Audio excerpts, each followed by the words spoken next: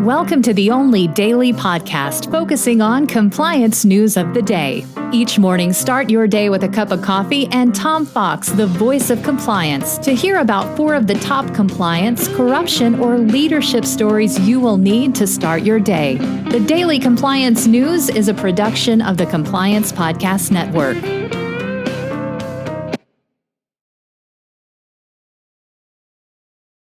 June 2021, the Tried to Interfere edition. We begin with that story from the Financial Times, as the German finance ministry tried to interfere in the Wirecard probe and has come under fire for an attempt to secretly interfere with the questioning of a key witness during a parliamentary inquiry into Wirecard. The inquiry was, the ministerial official who did this was not named, but the FT identifies him as Reinhard Wolpers. The government revealed in a written question posed by a MP that the government had tried to force his testimony to be withdrawn or not given. The Finance Ministry said it tried to interfere with the inquiry's work in the run-up to the questioning of a key witness. So, the German government is all obviously scared over this.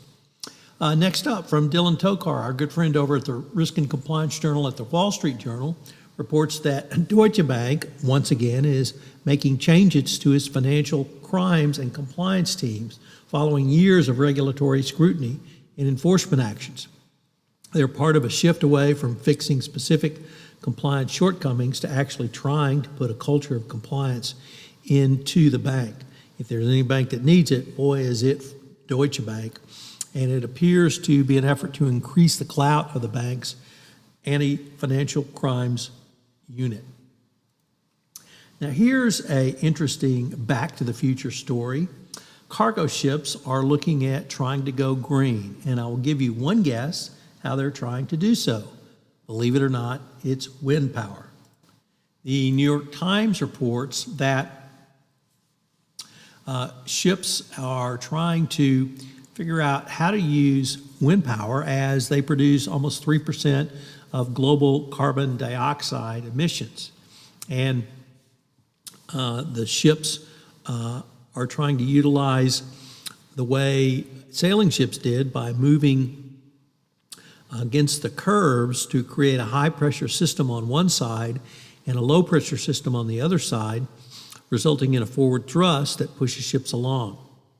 Although design and materials of modern sails could prove somewhat difficult, allowing them to harness this power could be a great way to move cargo ships. So climate change can create both pressure and opportunity, and think about it if they could actually use wind to move ships. And finally, from the United Nations, it's issued a report on sports, but in a different area than you might expect. They focus on terrorism at sporting events that the United Nations recognizes as a huge potential risk. Think of any venue where thousands of fans gather. And so they put together not only a white paper on this, but they put together a presentation and indeed an entire program to help companies, local organizations, local governments all protect against this most terrible possibility of a terrorist attack at a major sporting event. The Daily Compliance News is a production of the Compliance Podcast Network and a proud member of C-Suite Radio. Thanks so much for listening. I hope you'll join me again tomorrow.